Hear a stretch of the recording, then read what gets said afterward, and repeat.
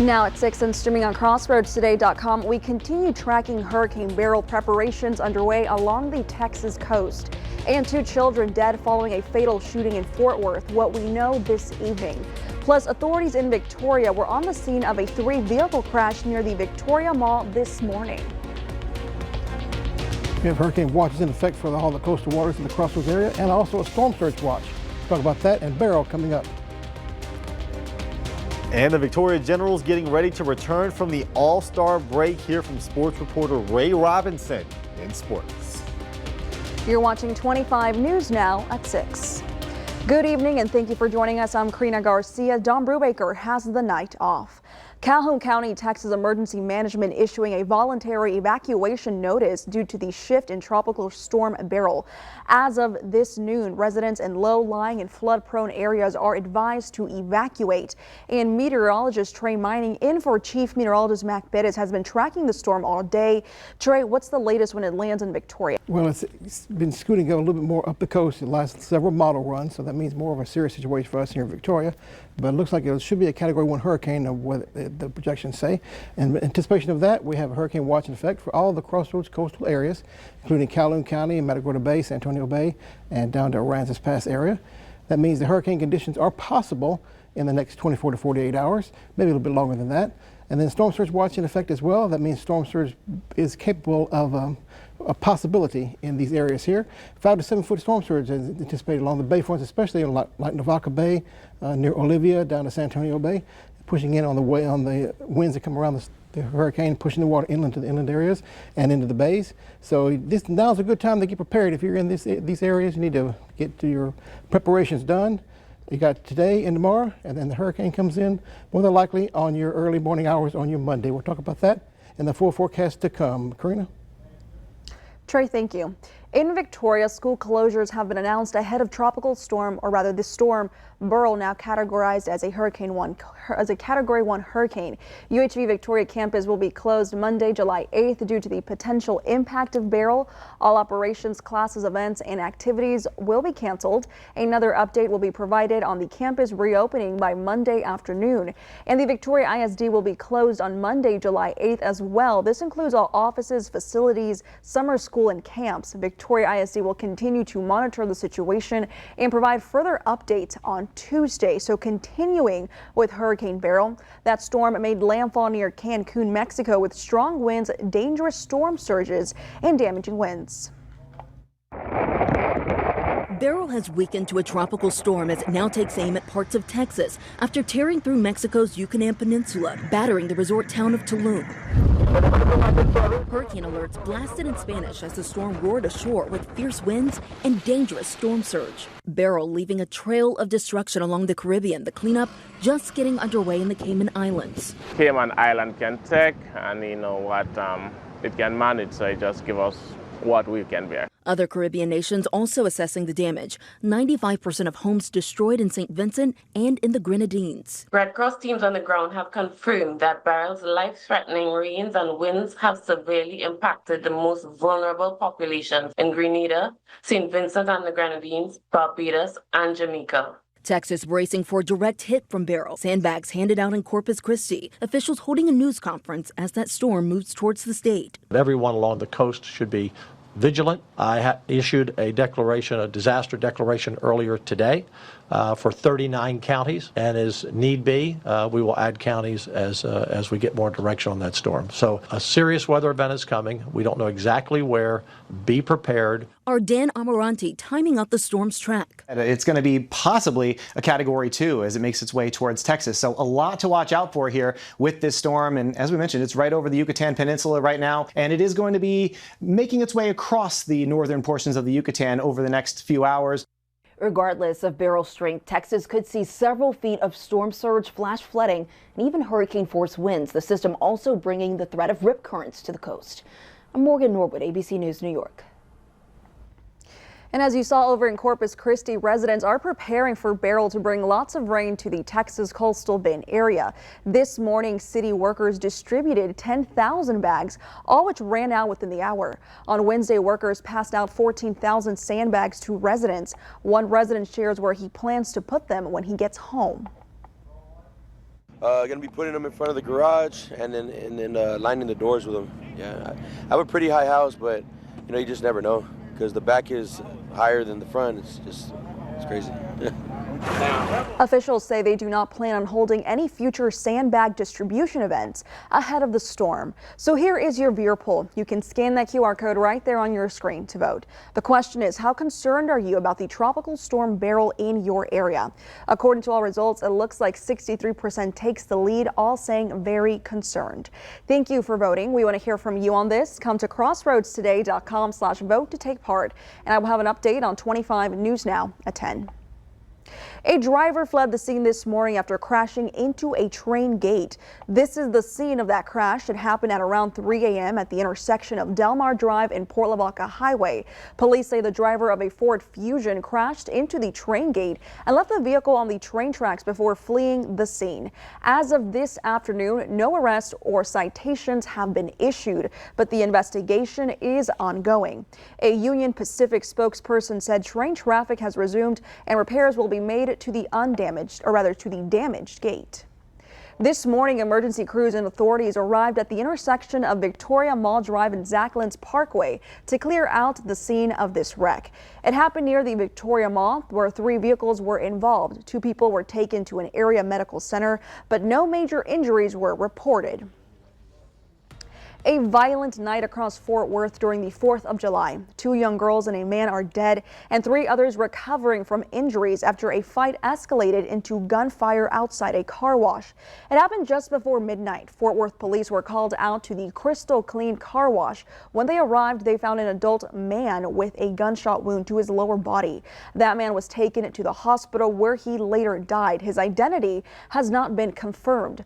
Officers soon learned there were multiple victims in that shooting and that 5 others had been taken by private vehicles to nearby hospitals. 2 of the victims were young girls who were 15 months old and 4 years old. Both girls died shortly after midnight. Multiple people are recovering today after 4 separate shark encounters in South Padre Island near Brownsville. It happened on the 4th of July, and police do believe the same shark was responsible in each incident.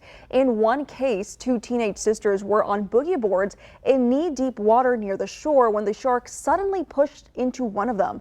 The girl's mom says she heard them scream and the girls ran out of the water, and she could see her 18-year-old daughter Victoria had blood running down her leg.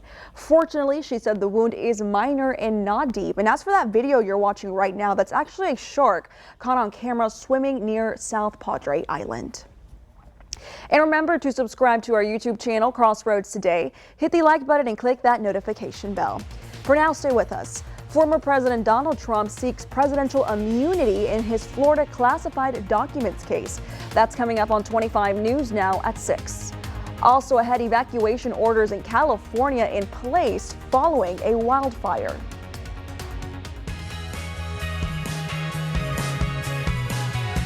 Here's a look at Community Crossroads this weekend. We first sit down with the Supergirl Sarah's Fight nonprofit organization, followed by Ballet Folclórico Los Angelitos, Victoria General's head coach, and we wrap up with Military Hero, followed by Keep Victoria Beautiful.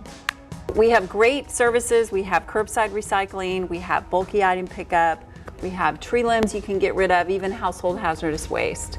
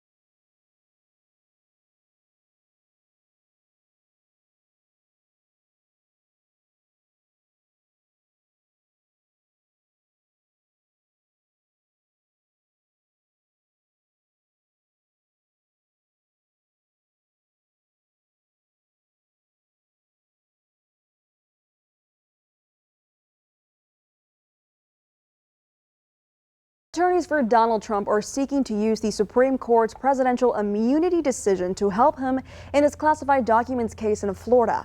Trump's lawyers asked in court filing Friday for an updated schedule so they can argue points related to the high court's decision. They wrote that the decision, quote, guts the office's position that President Trump has no immunity, unquote. Friday's filing is likely to further lengthen an already slow road to a trial. A dangerous wildfire broke out yesterday in the hills near Mariposa, California. Yesterday, fueled by hot, dry conditions, that fire quickly spread, forcing officials to put mandatory evacuation orders in place for nearly the entire town. The blaze was 0% contained as of Friday morning and has grown to nearly 800 acres. That fire has also knocked out power to 3,500 customers. Crews are battling the fire on the ground and also from the air, trying to keep the flames from reaching the town. Now, fun came to a screeching halt in Washington State Wednesday after a carnival ride tripped over, injuring 6 riders. All had minor injuries and were treated on site, but now all of the rides at the carnival have been shut down. These are the carnival rides over here. As you can see, they're not letting people on them because of what happened. In this short video from festival goer Christine Richards, you can hear the sound the ride was making. These pictures she took later, and then these photos from the city of Oak Harbor show what happened after. The ride fell over. 6 people were hurt, suffering minor injuries according to the city. They probably should have shut it down just off of the sounds, you know? So how do you feel about these rides? Do you get on these? No. After the ride fell and the investigations that they're doing now, that makes me feel a little more comfortable, but I feel like that should have been done before they even opened and put the kids on the rides. And it was one of the rides that has the swings that goes around and round and round, and it just looks like it tipped over. City Council member Brian Stuckey said after the incident, the mayor decided to stop the rides. You still have the games there, the street fair is still going on, everything that makes this festival is still going, but for the safety of everybody, the carnival has been shut down. Officials said they're looking into this. They're inspected by a certified carnival amusement inspector who has to have a couple of years experience to obtain that. They're checked out by L&I. You know, they put a sticker on there to make sure everything is good. What happened in this scenario, why this happened, that's still under investigation. We love America! God bless! As the festival continues, some hope the rides can come back and the proper steps are taken. If the officials said it's ready to go, let's go. If they say it's not ready to go, then. Millions of people in the U.S. celebrated the 4th of July with parades, cookouts, and fiery splashes of color in the evening sky. Excited viewers crowded along both the New York and New Jersey sides of the Hudson River as dusk turned into dark and they hoped rain would stay away. Some New York residents and visitors shelled $500 to watch the fireworks from a 100-story glass observation deck known as the Edge, whose owners describe as the highest sky deck in the Western Hemisphere. Okay, let's take a look. This is Beryl, just about ready to emerge off the Yucatan coast of Mexico. Tropical storm, 65-mile-per-hour winds. Very warm water out here. A lot of ingredients there for the storm to get intensified back into a hurricane. What does that mean for us? We'll take a look coming up.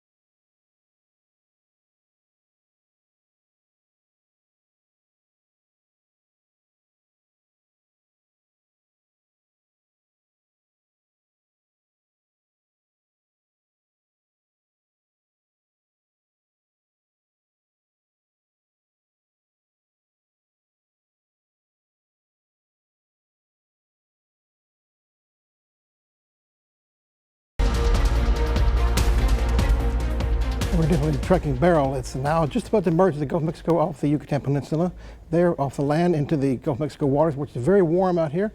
There's the latest coordinates if you're tracking the storm on your tracking chart. Wind 65 miles per hour, so it's definitely a tropical storm. Not a hurricane. It's lost that characteristic for now. It's been downgraded, but it more than likely will be upgraded again as it moves into the warm waters of the Gulf, just south of the Texas coast. You see the path there, have it moving toward.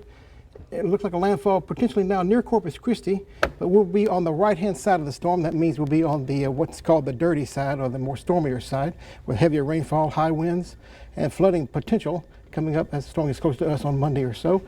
Let's take a look at the future rain totals. Starting off rather dry. Not much happening on Saturday and Sunday. Those are two good days you have to get ready if you need to. But by Monday, the rain comes in from the south and southwest, encompassing the area. It could have anywhere from about 5 inch to 7 to 10 inches of rain, depending on where you are, before it's all said and done. With rainfalls like this, it's been a while since we've had something of this nature. It's easy to see some flooding around here in the low-lying areas, so please be wary of that. In addition to the high winds, that will cause more than likely some power outages and some trees will be blown down. Don't be surprised if we see that. Future clouds and radar. A few clouds in the region coming up for the rest of the night tonight. Notice the clouds increasing in the Gulf of Mexico south of our region, with the rain chances coming in for your day on Saturday into your day on Sunday. Just kind of a forerunner, if you will, of the storms coming on through with the hurricane. A little boundary tries to come down in the Saturday night time frame, but does really nothing to improve our weather. It gives us a little bit of rain chance by then. And then we'll see the clouds increasing and the storm coming in from the south and southwest along the coast toward the Golden Crescent region. 9 a.m. coming up for Aquarial. Let's take a look at that. Partly cloudy skies, 83 degrees. Once again, 12 noon, 92 degrees, 95 degrees by 3 o'clock in the afternoon. Definitely on the hot side, triple-digit heat index value. So if you're getting ready tomorrow to get prepared for the storm, keep the heat index in mind. Port Lavaca, 85 degrees, of course, at that time. Let's go back to that one, as a matter of fact. By 3 o'clock, 95 degrees with isolated thunderstorms in the forecast for that region as well. In addition to Victoria, rain chance increasing toward the end of the day and the daytime heat. Sunny most of the day with winds rather calm. Take a look at the planning forecast, of course. We see slight rain chances for Saturday and Sunday. Kind of the normal type of thunderstorms we see during the summertime pattern during the day. And then it really increases for Monday, Tuesday, and Wednesday because the storm gets closer to us and moves on through. Alert days are all 3 days. The main things we're looking for with the Beryl coming on through, more than likely will be flooding. It's because of the heavy rainfall. We'll be on the right-hand side of the circulation. That means the rainfall will be rather heavy and low-lying areas that are prone to flood. I would consider getting out of those areas if you can, and be careful out there. Winds too would be another issue. We could have some hurricane force gusts, at least in Victoria, the way it looks right now with the path of the storm. So that means power outages likely, limbs down, trees down. So be prepared for that as well.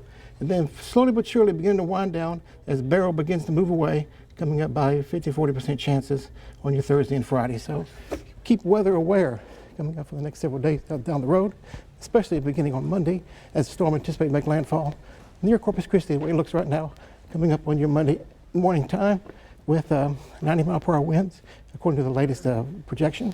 So alert days all 3 days. Be careful out there and stay safe. Take a look at this, if you will. This is the QR code. One thing you can do to get connected with us is to get your smartphone, scan the code. You see right there, they'll take you to a web page. You can download our Crossword Today app and sign up for email alerts, news, weather, and sports at your fingertips. Very easy, convenient, free of charge.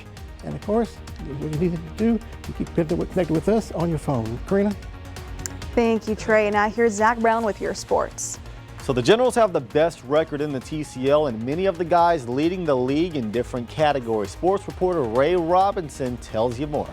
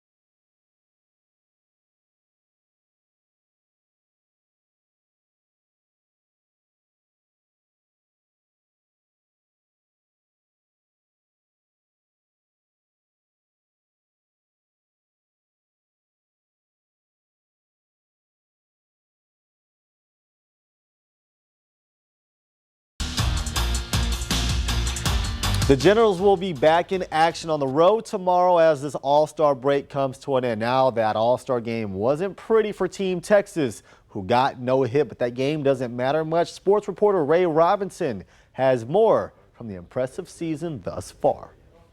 We are here at Riverside Stadium, home of the Victoria Generals. This team is in the middle of what many say an impressive season as they continue to leave an impact on their league. They currently sit on top with 19 wins and 8 losses. But the magic doesn't just stop there. They have 3 players that are leading all of the TCL in these impressive stats. Take a look at this. All 3 men lead the TCL. Let's start off with Kendall Dove. He is the pitching leader with 4. Riley Bender leads the TCL in RBI with 19, and Damian Whitfield leads with a batting average of 3.87. So with today being their last day before All-Star break, it's important to note that the need of panic or to make adjustments should be at an all-time low because their current 10-game winning streak is 8-2. They did lose a game to the Brazos Valley Bombers before All-Star break, splitting the series. But however, they will be on the road tomorrow to take on the Gumbo Gators and the following day as well. They will be back in Victoria on Tuesday to take on the Gumbo Valley Gators for another 2-game home series. We're going to wish them all the luck. Zach, back to you.